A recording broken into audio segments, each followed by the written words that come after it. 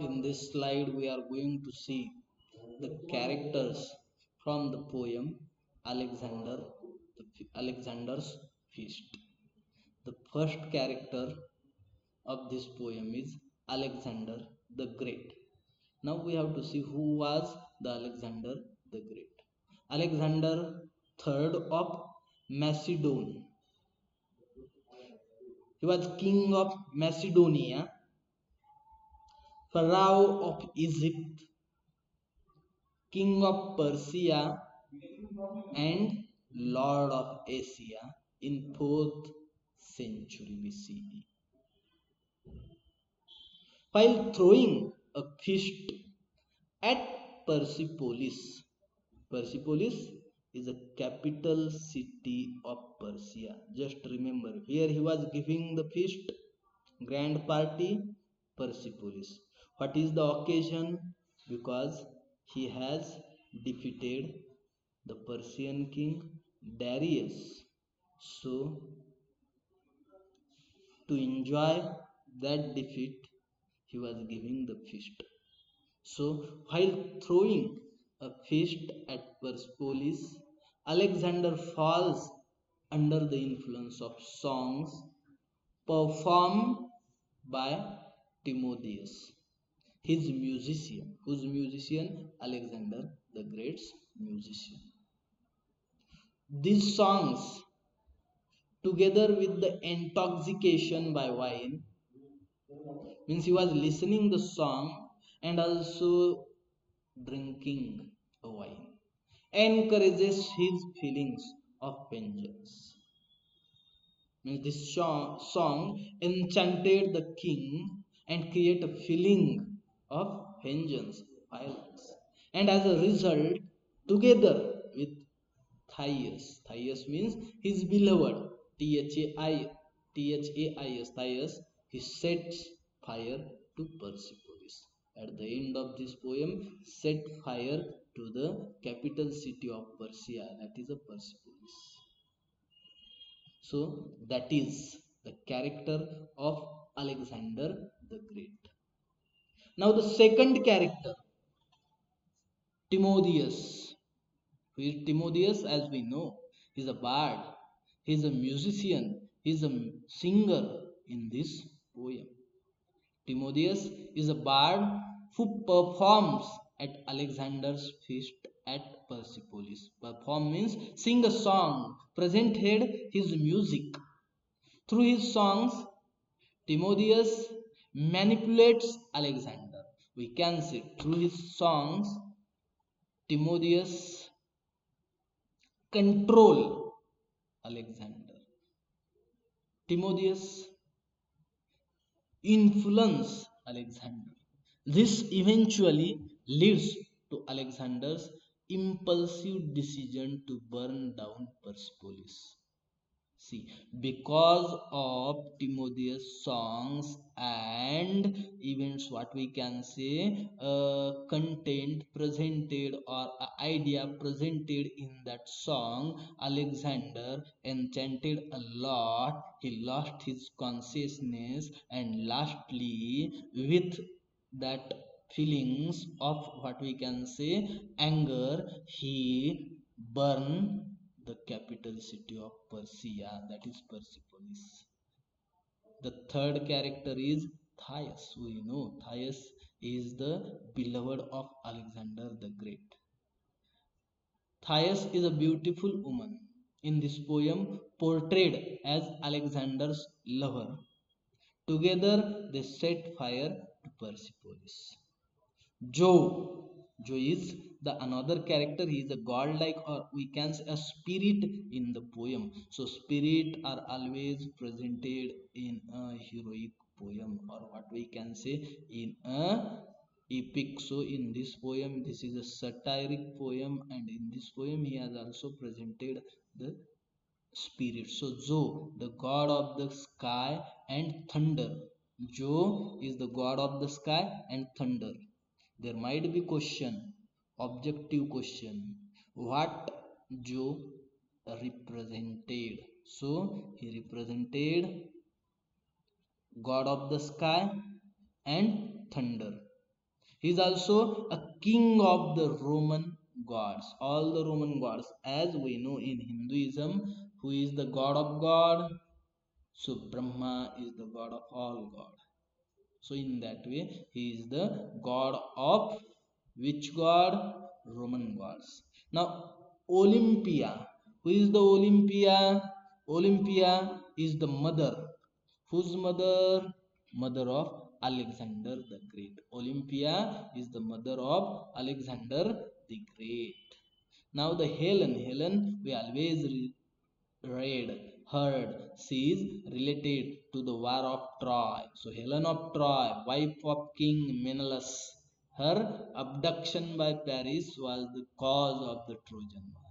Cecilia, Saint Cecilia, who is believed to have created the first organ. She is also one kind of a spirit.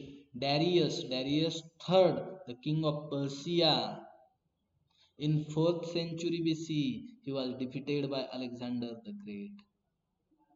The Furies, Roman deities of vengeance, who are described as having snakes for hair. Means the Furies means are some deities or spirit, the presence of the godlike figure in the poem. Grecian ghosts, the spirit of soldiers who died in the battle with Persia and have not been properly buried. So, Grecius ghost. Bacchus or Bacchus, the Roman god of wine, winemaking, and religious ecstasy. So, these are the character. Now, we have to see the summary of the poem. The present poem written in the memory of Saint Cecilia's day. I have mentioned the word in the memory means commemoration means in the memory. Did you get the meaning? Commemoration means in the memory of Saint Cecilia's day. When it is written in 1697. Alexander the Feast is the main title of the poem, and the poem has a subtitle, and subtitle is The Power of Music. The poem is about the ability of music to influence human emotion and behavior. What is poem? The poem is about the ability, we can say, influence, we can say, importance of music, how music influence human being, how music arouse the emotions and feelings of human beings, how music change the behavior of the human being. So music is powerful, that is presented in this poem. Giving a fictionalized account. Fictionalized means a fictitious, yes, we can say a historical event. So fictionalized account. Alexander the Great, on the occasion of his victory over Persia under King Darius. An anonymous speaker of this poem, as are you getting what I am telling? This poem is about one historical incident. What was the historical incident? The king of Macedonia, Alexander the Great, has defeated the king of Persia, Darius, and to celebrate that day, he was giving the feast. So that is the fictionalized account or an incident. This poem does not have any specific speaker. Speaker is anonymous. Anonymous means a name is not given. And that speaker describes What he describes, how different parts of a musical performance at the event elicit means influence, what we can say enchanted different emotional responses from the king, and how the performance eventually encourages him means a king and his people means king's people to destroy the Persian capital. See, he was giving the feast, and in that feast there is one music. The Timotheus, Alexander the Great's musician, was singing, and that music influenced the king and his followers. That music arouses the different emotions and feelings of the king and his followers, and because of that musical enchantment, because of that musical power, at the last king, his lover, and his follower, all of them destroy the capital city of Persia, that is Persepolis. See, what is the first stanza? In the first stanza, speaker describes the temporal and spatial settings of the event. Temporal means a timing, a time. What is the time of this poem? Spatial means what is the space, means where the poem is set, which incident is presented in the poem. We have seen what is the spatial setting, so Persia. What is the timing? Timing is the fighting between the Alexander the Great and Darius, Macedonian king and Persian. So that is the time and space of the poem, and introduces several main characters of the poem. Who are the main characters are also presented in the first stanza of the poem, as well as what is the setting of the poem is presented, and what is the time of the poem is also presented. According to the opening lines, means in the first stanza, what is there in the opening lines? Macedonia's military victory against Persia under the leadership of Alexander the Great, and they has provided an occasion for communal festivity. So what is there in the first stanza? In the first stanza, we as a reader, we as a student to study this poem come to know that in the first stanza we come to know Macedonia's military means the military force of Alexander the Great defeated the Persian military, Persian soldiers, and the Persian king Darius.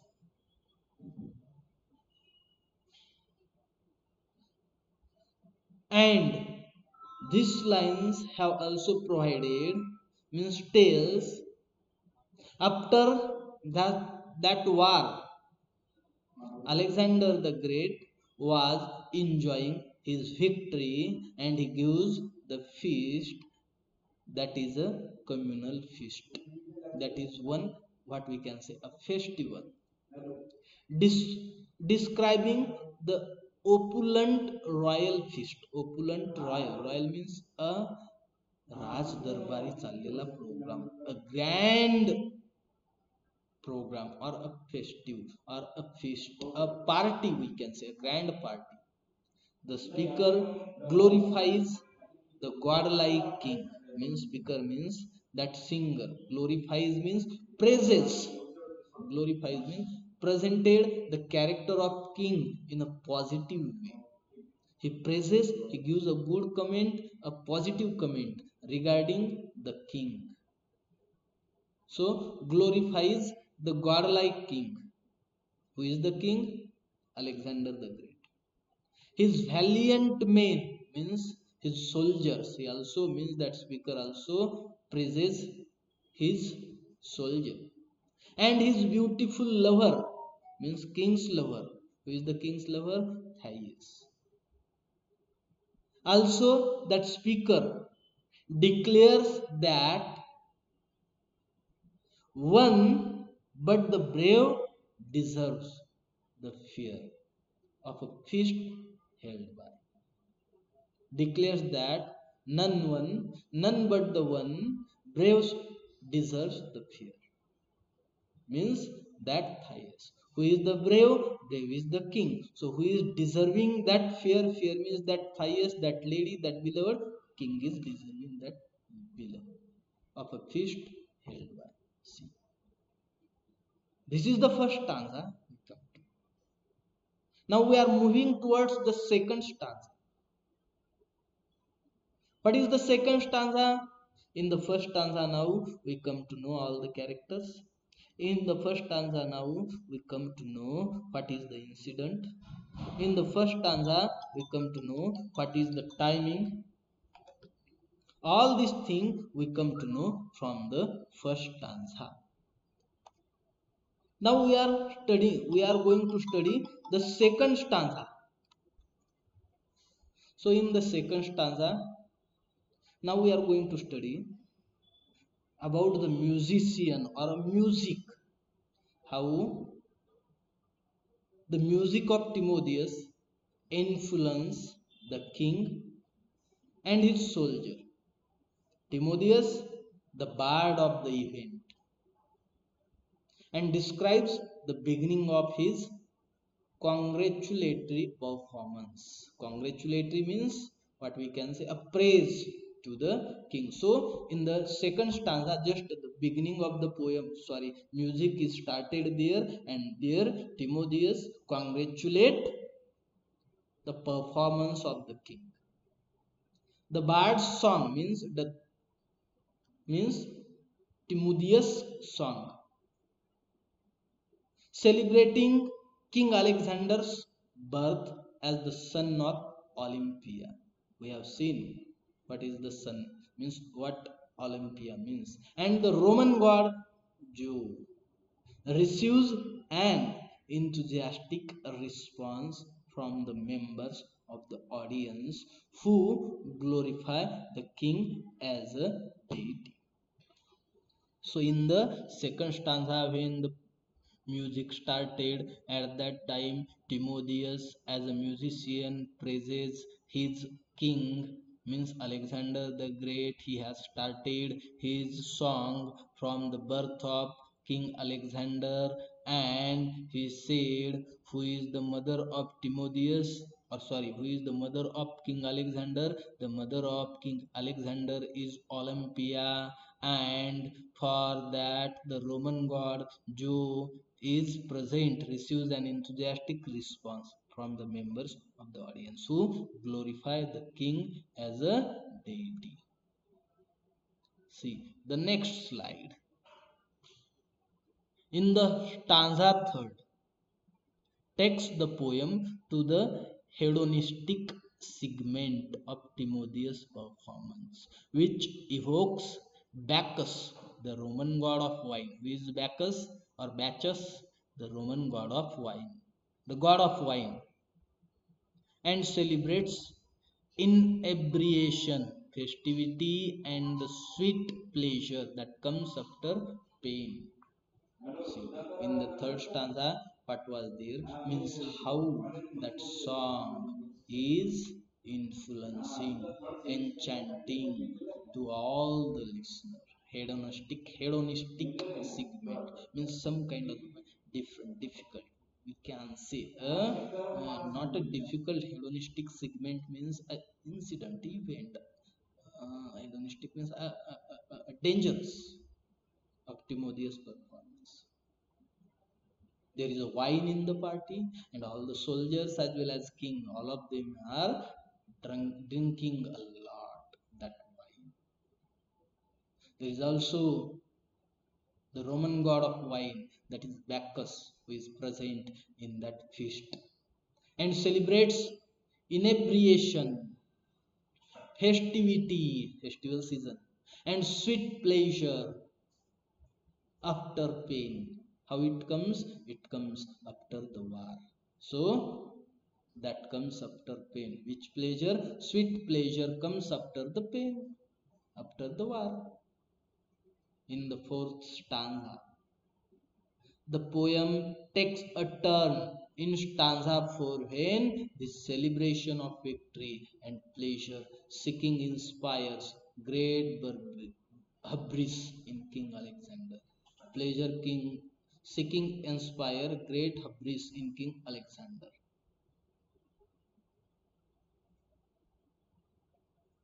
See, in the fourth stanza, what was happened there?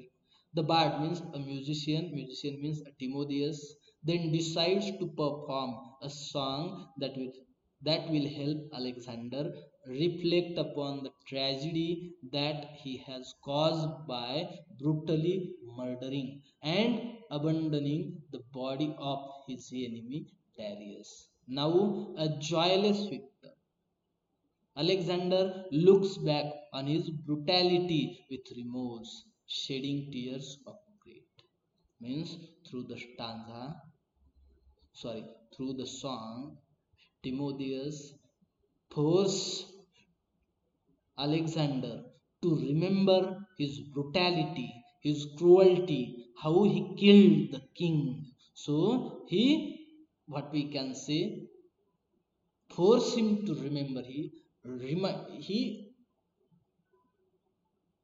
make him to remember all these things, and that's why the king become a remorse, become a melancholic, and he was shedding tears in regret. In stanza 5th, Timotheus notices this change of heart and shifts the subject matter of his song again to that of love, gratitude, and pacifism. See, in the stanza 4th, poet have changed, sorry, the musician have changed the subject. He was talking about the love, he was talking about the beauty, and he was praising to the beloved of the king, so that again there is a change into the subject, as well as there is a change into the behavior of the king and his follower.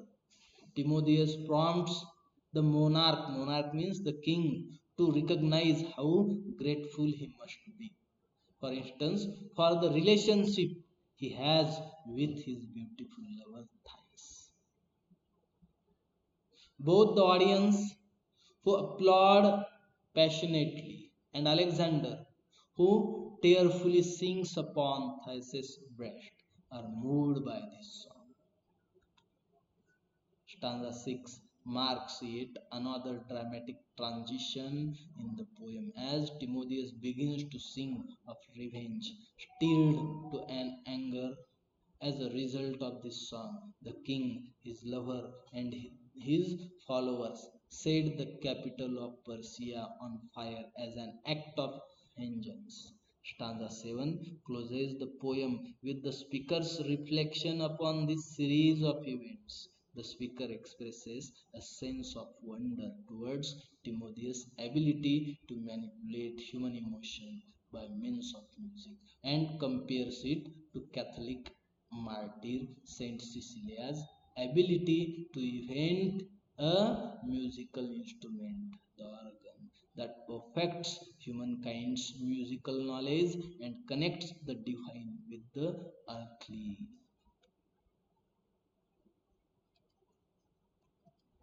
Now we are going to see the analysis of the poem. I am analyzing the poem to understand it to you, because you should understand the themes and you should be able to write something. Alexander's Feast is both an ode and a narrative poem, means both kind of poem it is, and thus features a rich combination of lyrical elements. Means it is also a musical, it is also a Narrative means a long poem. The rhythms and jingles that make this poem pleasant to the ear. Means rhythms are there so that we are pleased to listen. Or this poem is what we can say. We want to listen this poem. And plot elements, the dramatic transition and ironies that arrest the attention of the reader. What are the qualities? Plot elements are there. There is a dramatic transitions means this poem is creating, means it is not a music but it creating in front of us a picture like a drama. There are some ironies also in this poem. In terms of its plot, what about the plot? The poem can be divided into four different parts. Poem can be divided into four different parts if we think about the plot. Stanza first to third, scenes of festivity and hedonism. What is there in stanza from the beginning to the third stanza? Festival season and hedonism. Stanza fourth and fifth, scenes of mourning and penitence. As we know, he has created means he force through his means Timotheus force through his song to Alexander to remember his act of cruelty and brutality, how he murdered the king of Persia, Darius. So, through that song, he forced him to remember, and now King Alexander become melancholic. He thought he is a brutal person, he is a cruel person, he should not kill in this way. In that way, there are some emotion in his mind. So, stanza fourth and fifth is talking about mourning and penitence. Penitence means we can say pachata. Pachata. Stanza 6, scene of vengeance and violence. Last stanza 6, vengeance means we can say badla, vengeance, uh, anger, violence, anger. The stanza 7, the speaker's analysis. So these fourth part, the plot is divided into this fourth part. The first three stanzas provide the backdrop to the poem's narrative. Means in the first three stanza, what is there? There is an what we can say background to the poem narration, as they describe the pleasure, a breeze, and excess in hold in the beginning of Alexander the Great celebration of his military success. Means enthusiastic celebration of that feast in the first three stanzas. Descriptions in the part of the poem are focused on images of visual and auditory extravagance, such as the brooch of Alexander Spears adorned with roses and with myrtles, or the majestic opening of Timotheus' song, which inspires ecstasy and passion in its listeners. The trembling notes ascend the sky, and heaven rejoices inspire. These are the lines from the poem. The trembling notes ascend the sky, and heaven rejoices inspires. So, how Timotheus opens his poem is presented. What is given is there, what kind of description is there in the poem? In the poem, poet have created a visual images, we can say a visual drama in the poem. While reading or listening that song, we can visualize action presenting in front of us. So that kind of technique poet John Dryden have used in his writing. That's why he is a great poet. These scenes of jubilation means enjoy. These scenes of jubilation are accompanied, however, by the onset of a dangerous sense of hubris. While Timotheus' performance is dedicated to the deities, celebrating Jove's sovereignty and Bacchus' euphoria. These invocations lead to pride rather than religious humility, as they encourage Alexander to assume the god and the audience to exalt him as a present deity. At this point in the narrative, the king and his people are oblivious to their own vainglory, to their own vainglory, as though mirroring the opulence of the feast. Stanza first to third feature a plethora of lyrical devices that evoke feelings of joy and ecstasy. Means in stanza first three stanza, poet have used plethora means so many multiple lyrical devices, technique of poem, and that techniques evoke, arouse our feelings of joy and ecstasy. The exuberant rhythmicality of the introduction is compressed into the first two lines.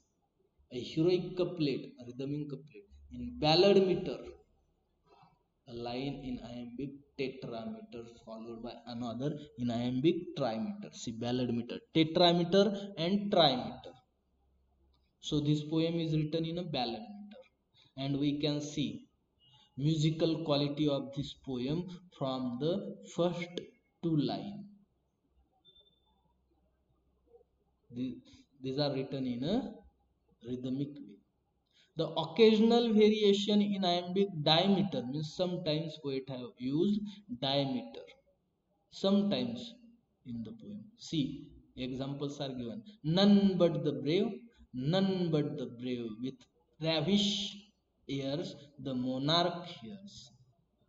As well as the use of alliteration. Alliteration, this is also one technique, one device, figure of speech used by the poet in the poem. For example, with flying figures touch the lyre. See, fly figure, first sound is repeated, so that is an alliteration. With flying figures touched the lyre. And assonance are also there. So what is an assonance? Sound the trumpets, beat the drums, beat the drum means the use of consonant for each and every word, flushed with a purple grace, amplify the buoyant mood. The second part of the narrative, stanza 4 and 5, marks a transition from ecstatic celebration to repentance and mourning. Ecstatic celebration means joyful celebration. Poem turn from joyful celebration to the sorrowful condition, means repentance and mourning. Once Timotheus detects the hubris rising in King Alexander, his song transforms into an elegy, which could perhaps form a separate poem on its own. Means in the poem, poet have written some stanzas, and these stanzas are like an elegy, mourning the tragic death of King Darius, and then to a philosophical musing upon both the futility of war and the need for gratitude, love, and peace. So, in this second part, poet have written in such a way that the reader reminds the futility of the war. How that Alexander was cruel, how he killed, brutally murdered the king Darius, and now he is repenting, he is regretting, he is thinking about his own action and feeling regretful. Again, he is thinking, who king is thinking that war is not the final solution of the humanity, but there should have a gratitude, love, and peace. So this is in the second part, stanza fourth and fifth. The most conspicuous narrative element of this section is the situational irony in which King Alexander, in response to the performance, cries for the death of Darius.